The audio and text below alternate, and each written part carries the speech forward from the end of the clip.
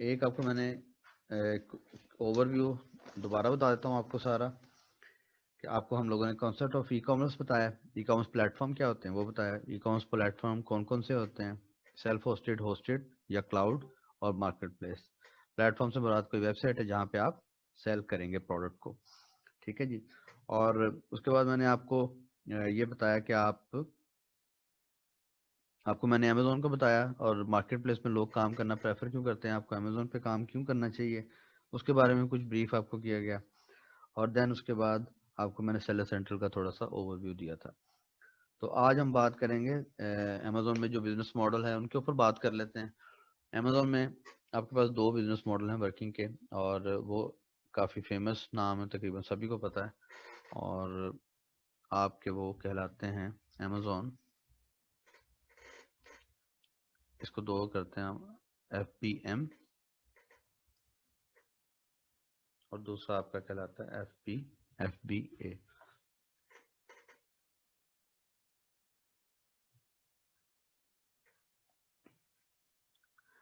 Normally जब आप Amazon पे प्रोडक्ट करेंगे, आप जब भी आप प्रोडक्ट लिस्ट करते हैं, तो आप सबसे पहले स्टेप में आप अकाउंट क्रिएट करेंगे, ठीक है जी। अकाउंट क्रिएशन के बाद फिर आपकी वहाँ पे जो अकाउंट की टाइप होगी वो आप इंडिविजुअल लेंगे, इंडिविजुअल या प्रोफेशनल लेंगे।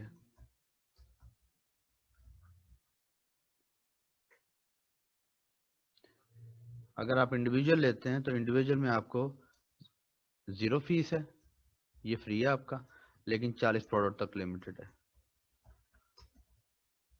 40 प्रोडक्ट्स। जबकि प्रोफेशनल आपका जो है वो $40 पर मंथ उसके चार्जेस हैं,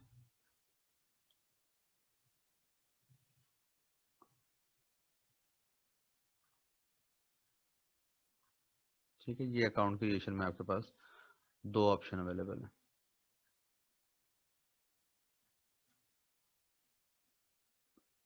अकाउंट क्रिएशन के बाद दूसरा स्टेप आपका ये होगा कि आप उसको लिस्ट करेंगे।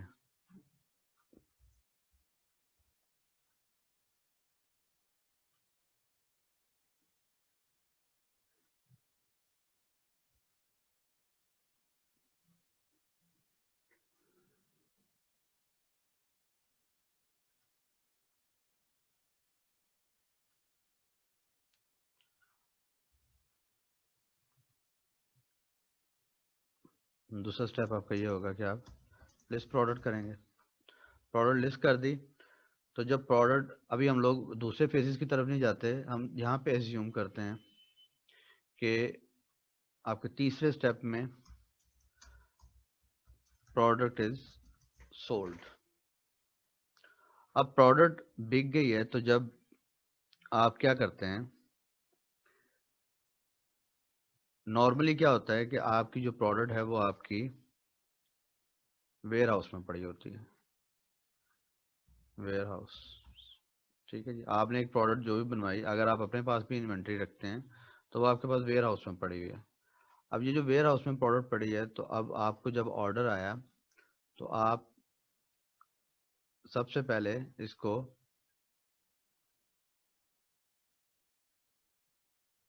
यहाँ से आप इसको पिक करेंगे, ठीक है जी। अब पिक कर लिया आपने, प्रोडक्ट को उठा लिया आपने, तो किसी तरह से जो भी अरेंज कर लिया, पिक को आप अरेंज करना भी कह लें, आपने प्रोडक्ट को अरेंज कर लिया या आपने उसको पिक कर लिया। तो दूसरे स्टेप में आपको क्या करना पड़ेगा, अब आपने प्रोडक्ट अगर भेजनी है तो आपको उसको बकायदा कुछ पैक भी करना पड़ेगा, ठीक है जी। आपको पैकिंग करना पड़ेगी, आप उसकी पैकिंग करेंगे, कार्टन डिसाइड करेंगे, और उसके ऊपर शिपिंग लेबल वगैरह लगाएंगे, और शिपिंग लेबल लगा के फिर आप उसको सेंड करेंगे, ठीक है।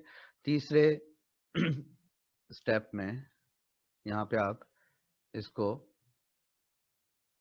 यहाँ से आप इसको थोड़ा सा, ये एरो थोड़ा यतीम से बन रहे हैं, बहरहाल आप कॉन्सेप्ट को समझ लें। यहाँ पे आप इसको शिपिंग करेंगे,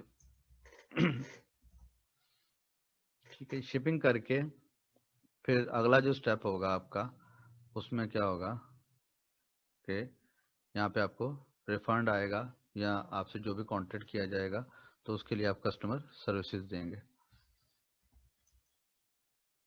सर्विसेज, रिफंड हैंडलिंग। ठीक है, यहाँ पे आपका ये प्रोसेस आपका चलेगा। अब ये जो आपका प्रोसेस है ये वाला सारे का सारा, ये आपका कहलाता है, अगर इसको सारे को एक प्रोसेस को हम लोग कहें तो ये कहलाएगा आपका फुलफिलमेंट। ठीक है, जब कोई ऑर्डर आया तो उसको पूरा भी तो करना है, तो किसी भी ऑर्डर को पूरा करने का प्रोसेस जो है वो फुलफिलमेंट कहलाता है।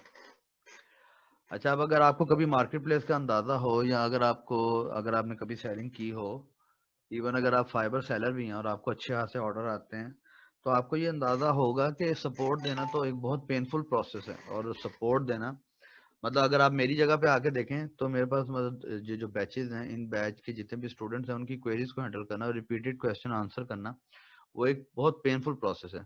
इसी तरह आप अगर देखें, अगर आप फाइवर पे भी सेलिंग कर रहे हैं, या अगर आप अमेजोन पे भी सेल करें, या ईबे पे भी सेल करें, तो जब आप बायर आपसे कांटेक्ट करते हैं और आपको उनको फीडबैक देना पड़ता है, आपको शिपिंग ऑर्डर आया, आपको उसको उठा के शिप करना पड़ेगा, और फर्ज करें आपको गाड़ी पे रखना पड़ेगा, उसको अरेंज करना पड़ेगा, या वहाँ पे कोरियर कंपनी के पास जाके ट्रैकिंग नंबर लेंगे, बिल पेमेंट करेंगे, फिर ट्रैकिंग नंबर आके उसको आप अपडेट करेंगे, और ट्रैकिंग नंबर अपडेट होने के बाद अगर कस्टमर कोई डिस्प्यूट लगाता है, वो कहता है कि मुझे आइटम टाइम पे नहीं मिली, या जिस टाइम पे आपने कमिट किया था वो नहीं मिली, तो आपके पास अगर कोई दिन में 10-15 ऑर्डर भी अगर आना शुरू हो जाए, तो आपके पास तकरीबन कोई 2-3 दिन बाद, या कम चले 7 दिन बाद भी अगर आप लगा रहे हैं, तो 7 दिन बाद आपकी वो कंडीशन होती है कि आप ऑलमोस्ट पागल होने के करीब होते हैं, क्योंकि इतना ज़्यादा रिक्वेस्ट चाहिए होती है और इतनी ज़्यादा हैंडलिंग होती है कि वो आपके लिए फिर मैनेज करना ही मुश्किल हो जाता है। अब इसमें यह है कि फुलफिलमेंट जब आप करते हैं, ये फुलफिलमेंट आप खुद कर रहे हैं, तो आप क्या कर रहे हैं, आप एफपीएम कर रहे हैं। यही फुलफिलमेंट जब आप कहते हैं कि ये फुलफिलमेंट अमेजोन कर दे, तो ये आपका बन गया एफपीए। अब आपने यहाँ पे अमेजोन की जिम्मेदारी लगा दी कि जी ये सारा जो काम है ना, आप वो अब आप कर दें। ठीक है, अब यहाँ पे एक सवाल आपके जहन में आना चाहिए, या आ गया होगा, और उसमें मैं आपसे पूछता भी हूँ, आपसे पार्टिसिपेशन करने के लिए, कि जब यहाँ पे आप इसको एफबीए का असाइन कर देते हैं अमेजोन को कि अमेजोन काम करे, तो उससे पहले मैं चार्जेस के ऊपर थोड़ी सी बात कर लेता हूँ, फिर उसके बाद मैं आपको आपसे थोड़ी सी एक्टिविटी पार्टिसिपेशन करवा लेता हूँ। जब अमेजोन को आप एफबीए कहेंगे, तो यहाँ पे अभी जब मैंने शुरू में आपको कॉस्ट बताई थी, तो यहाँ पे आपके पास दो दो कॉस्ट हैं। आप अगर यहाँ पे देखें तो यहाँ पे आपके पास दो कॉस्ट आ रही है, एक इंडिविजुअल आ रही है आपके पास, और एक आपके पास फ्री अकाउंट आ रही है। तो आपका बस यही है कि अगर एफबीएम आप कर रहे हैं, तो आप प्रोडक्ट $40 मंथली देंगे, अगर आपका प्रोफेशनल है, प्रोफेशनल नहीं है तो आप फ्री ऑफ कॉस्ट इसको करेंगे, और इसके अलावा आपके कोई चार्जेस नहीं, जो शिपिंग की कॉस्ट होगी वो आपकी आपको पे करना पड़ेगी। ठीक है, और इसके अलावा आपको क्या फी पे करना पड़ेगी, इसके अलावा आपको एक फी और पे करना पड़ेगी, जो कि यहाँ पे कहलाती है,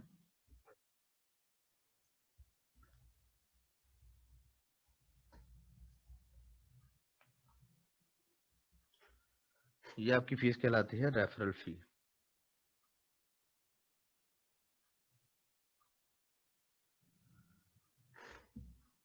ठीक है जी, रेफरल फी आपकी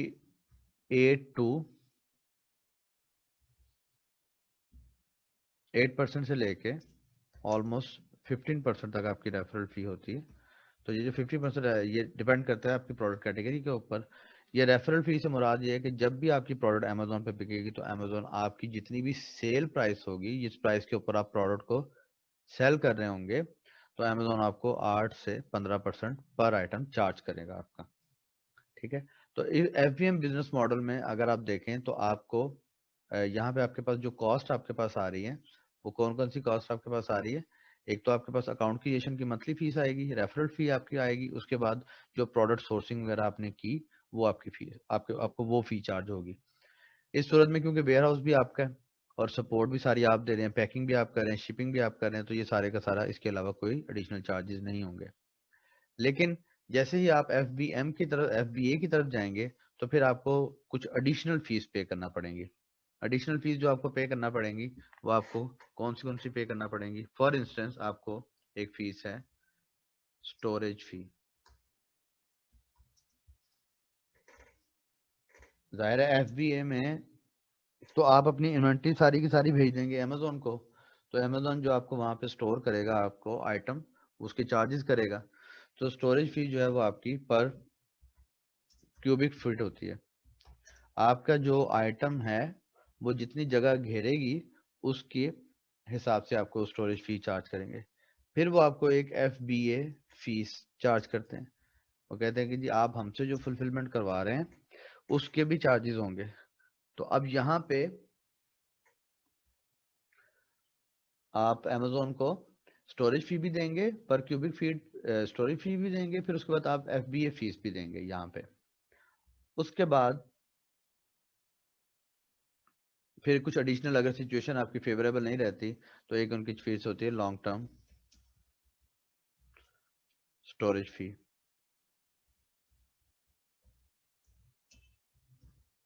लॉन्ग टर्म स्टोरेज फी जो है वो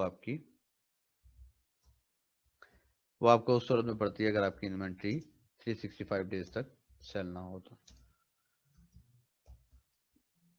ठीक है जी। इसके अलावा कुछ ऑर्डर रिमूवल भी है। फर्ज करें आप इन्वेंट्री वहां से मंगवाना चाहते हैं तो फिर एडिशनल चार्जेस वगैरह आपको पड़ते हैं। और लेकिन जो आपकी मेजर फीसिस हैं वो आपकी यही फीसिस हैं। अब इसमें ये है कि जो आपको अमेजोन ये फीस तो चार्ज करता है, लेकिन ये फीस चार्ज करके आपका ये वाला जो फुलफिलमेंट वाला आपका जितना भी वर्कलोड है ये वाला, ये सारे का सारा अमेजोन उठा लेता है। तो अगर आप यहाँ पे फ्रीडम चाहते हैं, जैसे कि आप कहते हैं कि आपने प्रोडक्ट भेज दी, भेज के आपकी प्रोडक्ट रैंक होगी, तो फिर आपको बस नोटिफिकेशन आएंगी। आपको ये नोटिफिकेशन आएंगी कि जी आपकी आइटम बिक गई और आपकी आइटम शिप हो गई और आपको इतना इस पे रिव्यू मिल गया। सिर्फ आपको नोटिफिकेशन आएंगी, इसके अलावा आपको कोई एडिशनल हेडेक नहीं करना पड़ेगी। ये उतना इजी भी नहीं है जितना इसको दिखाया जाता है। अल्टीमेटली आपको बिजनेस में किसी ना किसी हद तक इन्वॉल्व रहना पड़ता है और आपको वॉचफुल रहना पड़ता है। लेकिन अगर एक सक्सेसफुल बिजनेस रन कर रहा है और अगर आपकी प्रोडक्ट सेलिंग हो रही है और आपको ऑर्डर्स वगैरह आ रहे हैं, तो FBA is the most convenient way of doing the business. क्योंकि आप सिर्फ प्रोडक्ट अरेंज करके अमेजोन को इन्वेंट्री भिजवाते हैं, और अगर आपके पास एक रीजनेबल कैपिटल है तो फिर आप मल्टीपल लॉन्चेस कर लें। आप एक प्रोडक्ट के साथ 2 प्रोडक्ट कर लें, दूसरी के साथ तीसरी कर लें। यहाँ फैसलाबाद में हमारे कुछ जानने वाले लोग हैं, उनके मंथली वो उन्होंने मंथली टारगेट रखे हुए हैं कि इस मंथ इतनी इतनी प्रोडक्ट लॉन्च करेंगे, इस मंथ इतनी प्रोडक्ट लॉन्च करेंगे। तो वो एक प्रोडक्ट से ही नहीं एक्सपेक्ट करते कि एक प्रोडक्ट उनको इतने पैसे दे, वो तकरीबन मल्टीपल प्रोडक्ट लॉन्च करके तो उसी से वो लाखों जो डॉलर अर्न करते हैं वो उसी से अर्न कर लेते हैं। तो इस तरह करके उनके जो मामलात हैं वो चलते हैं। तो FBM में आपके सारे के सारे जो आपकी फुलफिलमेंट का ये ऊपर वाले 1 2 3 तो आप इनको लेंगे, इन टेंशन को लेंगे, लेकिन जो इसके बाद फुलफिलमेंट वाली जितनी भी आपकी टेंशन है वो सारी की सारी आपको वो भी आपको करना पड़ेगी। लेकिन अगर आप FBA की तरफ जाते हैं तो आप अमेजोन को ये वाली फीसिस पे करेंगे और ये वाली फीसिस पे करके आप जो फुलफिलमेंट वाली टेंशन है वो आप अमेजोन को दे देंगे। बायर क्यों अमेजोन पे आ रहा है? अमेजोन की एक रिप्यूट है। अमेजोन सेम डे शिप भी कर रहा है, नेक्स्ट डे भी कर रहा है। फिर डील्स इतनी ज़्यादा होती हैं, डिस्काउंट और प्रोमो होते हैं, रिटर्न की पॉलिसीज इतनी ज़्यादा फ्लेक्सिबल हैं।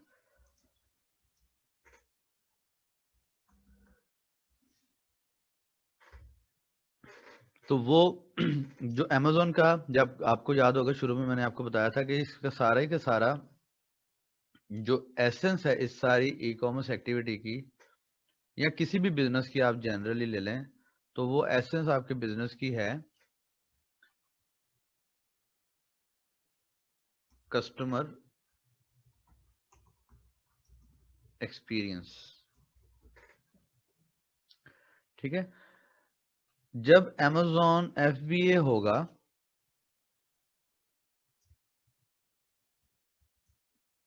तो कस्टमर को यूनिफॉर्म जो यूनिक कह लें, यूनिक कस्टमर एक्सपीरियंस मिलेगा उसको, या यूनिफॉर्म कस्टमर एक्सपीरियंस उसको मिलेगा हर दफा उसको एक ही ट्रीटमेंट मिलेगा।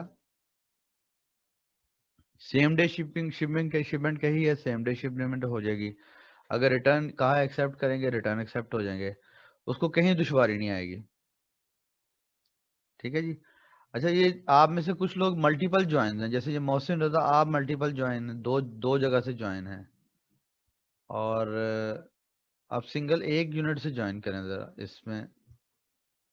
ठीक है, तो एफबीए जब होगा तो एफबीए में अमेजोन के पास कंट्रोल होगा, और अमेजोन अपने जो भी उसके बायर होंगे उनके साथ वही ट्रीटमेंट कर सकेगा जो कि वो एक्सपेक्ट करते हैं किसी भी परचेजिंग के दौरान। लेकिन जब एफबीएम होगा तो हो सकता है कि किसी मैन्युफैक्चरर की कोई तबीयत ख़राब हो गई हो, या कोई इशू हो गया और वो शिपमेंट ना कर पाए, या वो किसी वजह से किसी दिन वो लेजी एक्ट कर दे और शिपमेंट को इन टाइम ना कर सके, तो इसलिए फिर जो एफबीए वाली लिस्टिंग होगी आपकी, वो मतलब एक आपकी कॉमन सेंस आपको ये बताती है कि उनको प्रेफर किया जाएगा।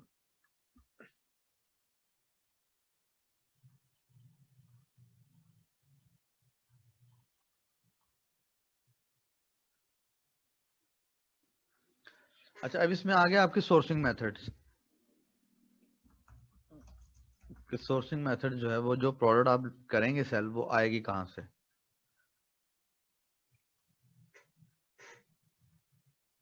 तो इसमें हमारे पास जो वैसे तो एग्जांपल्स और भी होंगी, तो उनको हम लोग, ये जितनी भी डिस्कशन होगी इसको हम ऑफ एंड ऑन इंक्रीज भी कर लेंगे और मजीद एक्सपेंड भी कर लेंगे।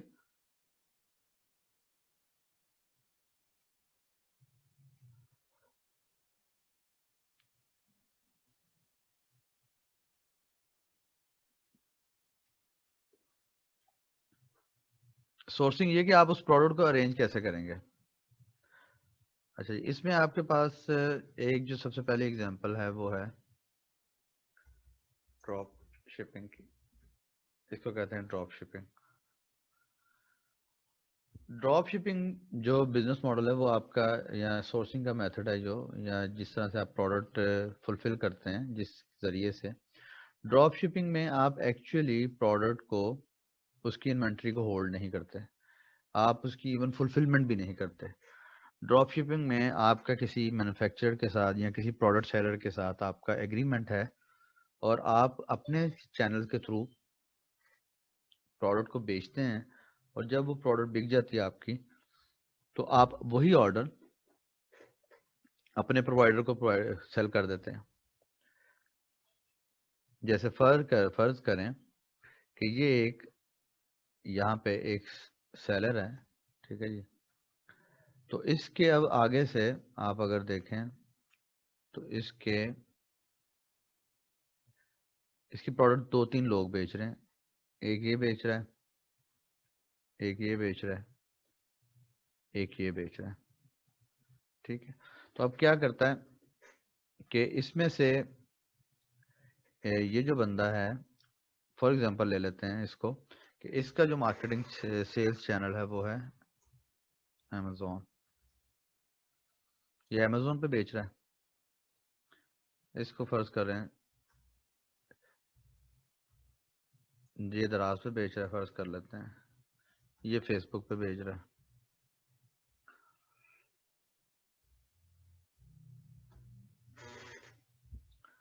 ठीक है, एग्जाम्पल के लिए लें।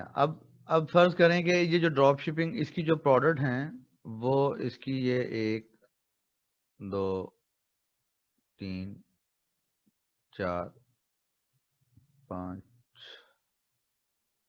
छः, और ये सात ले लें प्रोडक्ट। अब इसकी ये जो प्रोडक्ट है ना, ये वाला बंदा फेसबुक पे सेल कर रहा है, और ये वाला बंदा दराज पे सेल कर रहा है, और ये वाला बंदा अमेजोन पे सेल कर रहा है। एक्चुअली ये प्रोडक्ट ना दराज वाले ने बाय की है, ना फेसबुक वाले ने बाय की, ना अमेजोन वाले ने बाय की है, ना ही ये प्रोडक्ट बना रहे हैं तीनों।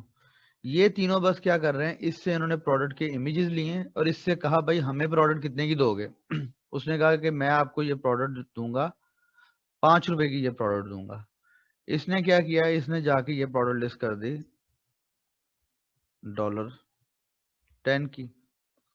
दराज वाले ने जाके प्रोडक्ट लिस्ट कर दी $8 की, फेसबुक वाले ने जाकर लिस्ट कर दी $7 की, फर्ज करें। तो अब फेसबुक वाले के पास ऑर्डर आया तो फेसबुक वाले ने क्या किया, फेसबुक वाले ने जाके उसे कहा, सेम उसे कहा कि भाई ये वाली जो आपकी प्रोडक्ट है ना, ये वाली जो प्रोडक्ट ये शिप कर दो। अब ये उसने फेसबुक वाले को कितने की दी थी, $5। तो फेसबुक वाले ने उसको $5 पे किए और उसको बच गया कितना, $2। ना बनाने की टेंशन, ना पैक करने की टेंशन, ना कोई और टेंशन, सीधा सीधा जो है ना वो मलाई काम हो गया। तो इसको कहते हैं ड्रॉप शिपिंग। ड्रॉप शिपिंग में आप आइटम को